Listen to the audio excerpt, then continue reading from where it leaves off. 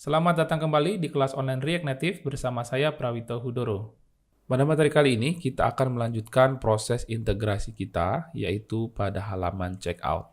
Kalau kita melihat flow yang ada di design, setelah kita memasuki halaman detail, kemudian kita menentukan berapa kuantiti yang dibeli, kemudian kita masuk ke order now.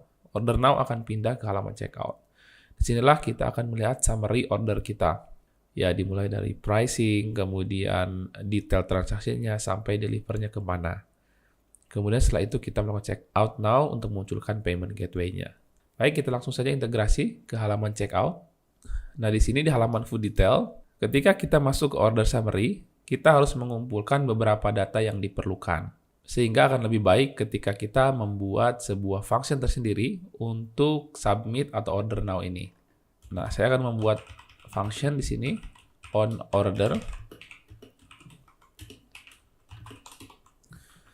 Nah, ketika order dimulai, saya akan mengumpulkan beberapa data. Nah, data yang pertama yang akan diperlukan pastinya item yang kita pilih. Nah, ini akan saya langsung masukkan. Itemnya ada apa saja. Item ini akan saya breakdown lagi menjadi item name, kemudian item price, didapatkan dari price, kemudian picture path, dapatkan juga dari picture path. Setelah itu baru detail transaksinya, dimulai dari berapa jumlah transaksi yang dilakukan. Nah, saya akan breakdown juga transaction-nya. Total item yang dibeli berapa, diambil dari total item. Kemudian total pembelian, ya, di mana item dikalikan harga per itemnya. Total price, nanti ini total item dikalikan price-nya. Kemudian ada driver. Nah, driver ini sebenarnya kita yang menentukan pricing-nya akan berapa. Kita buat flat saja untuk pricing driver ini. Kita ikuti di design yaitu 50.000. Kemudian untuk tax itu 10% dari harga pembelian, ya. Tidak include price drivernya. Berarti untuk tax ini kita akan hitung 10 dibagi 100. Nah, itu 10% dikalikan total item dikalikan price. Nah, artinya kita menghitung 10% dikalikan harga total price-nya. Baru yang terakhir sekali yaitu totalnya. Nah, saya ingin nanti di halaman checkout itu kita tidak menghitung lagi, jadi semua saya hitung di dalam halaman food detail. Yang total ini tinggal kita jumlahkan saja. Total item dikalikan price, kita jumlahkan dengan driver. Drivernya saya ketik manual saja. Ditambahkan. Nah, mungkin supaya mudah kita buat kalkulasi di luar, ya. Contoh kita buat variabel juga di sini, const driver. Itu kita buat flat 50.000. Kemudian const tax. Nah, kita sudah menghitung yaitu rumus yang ini. Kemudian kita juga ada menghitung total price, kita hitung juga, yaitu total item dikalikan price-nya. Nah, ini kita simpan di atas, sehingga ini bisa dikalikan total price. Nah, seperti ini. Kemudian setelah tax, kita masukkan juga terakhir total. Nah, total ini tinggal kita jumlahkan. Total price ditambah driver ditambah tax menjadi total keseluruhan. Sehingga ini kita bisa ganti total price, kita ganti menjadi total price, kemudian driver kita ganti menjadi driver. Kemudian tax juga sama, kita buat tax. Dan yang terakhir total. Baik, kita sudah menyiapkan untuk data transaksinya. Nah, setelah itu kita juga mau langsung menyediakan data untuk pengirimannya mau kemana. Nah, ini pengiriman ini adalah data user profile kita. Oke, kita bisa konsol dulu untuk data kita. Nah, ini kita akan konsol dari user profile. Nah, mungkin supaya mudah, user profile ini akan kita panggil di use effect ya. Jadi kita akan panggil pertama kali kita masuk ke halaman detail. Kemudian data tersebut kita simpan di dalam state, sehingga nanti kita tidak perlu lagi menunggu proses pemanggilan data profile. Caranya kita akan membuat di sini use effect yang diimport dari React, jangan sampai lupa importnya. Kemudian kita membuat function. Nah, di sini kita akan menambahkan array, lalu kita akan memanggil data profile. Nah, kita ambil ke local storage, yaitu get data, yang diimport dari utils, jangan lupa.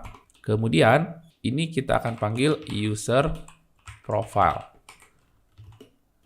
Nah, ini bersifat asinkronus, kita panggil then. Nah, di sini kita akan konsol dulu coba untuk profile kita siapa, datanya siapa aja. Dan data apa aja yang bisa kita gunakan untuk keperluan kita di dalam user profile ini. Oke, sementara ini dulu, kita hover dulu. Expected titik koma ya. Oh, ini kurang s const. Oke, sementara kita ini simpan dulu. Nah, kalau kita lihat di konsol, use effect-nya akan memunculkan user profile. Nah, user profile inilah yang akan kita gunakan nanti di halaman checkout. Nah, di sini berarti kita nanti akan menyimpan data dalam state. Mungkin nama state-nya user profile. Kemudian set user profile. Nah, seperti ini. Kemudian use state, default-nya nanti objek kosong seperti ini. Nah, kemudian ketika kita melakukan proses pemanggilan ke local storage, setelah tahu datanya, kita set user profile. Jadi user profile-nya kita simpan dari hasil pemanggilan ke local storage. Nah, ini bisa kita remove dulu. Kemudian set user profile ini akan kita gunakan langsung. Nah, ini kita tidak pakai di sini. Kita tambahkan langsung di sini user profile seperti ini. Jadi nanti dia langsung membuat sebuah objek yang mengcopy seluruh user profile. Nah, supaya kita tahu hasil sebelum kita berpindah halaman, kita konsol juga di sini data for checkout. Kita cek apa aja yang akan kita kirimkan ke sana. Kita simpan, kemudian kita klik order now. Oh, namun sebelumnya kita perlu ganti dulu nih. Ini kita pindahkan ke atas. Nah, ini kita ganti menjadi on order. Oke, kita paste dulu fungsi untuk berpindah halamannya, namun kita komen dulu karena belum dipakai. Kita simpan. Nah, ini katakan kita mau membeli 3 item, total 13 juta. Kemudian kita order now. Nah, nanti data untuk checkout yang akan kita gunakan adalah itemnya. Apa aja? Chicken, picture path-nya ini, price-nya ini. Kemudian untuk transaction, kita punya driver 50.000, tax-nya segini. Ini 10% dari harga itemnya ya. Kemudian total nanti akan kita show. Total itemnya 3 items, total price-nya ini, user profile datanya ini. Oke, semua sudah lengkap. Tinggal kita pindah dari sini, kemudian kita kirimkan data sebagai params-nya. Baik, kita simpan. Oke, setelah kita akan pindah ke sini, kita buka halaman order summary atau checkout. Nah, di sini. Nah, di sini berarti kita akan gunakan sama seperti sebelumnya, kita pakai route. Nah, kita akan const route.params. Apa aja yang akan kita gunakan? Pastinya pertama ada item, kemudian ada transaction, yang terakhir ada user profile. Nah, kita akan mapping satu-satu datanya. Pertama dari item list food, yang ini, item order, item apa yang diorder, kita ganti namanya, ini menjadi item.name, kemudian untuk price-nya, kita akan masukkan item.price.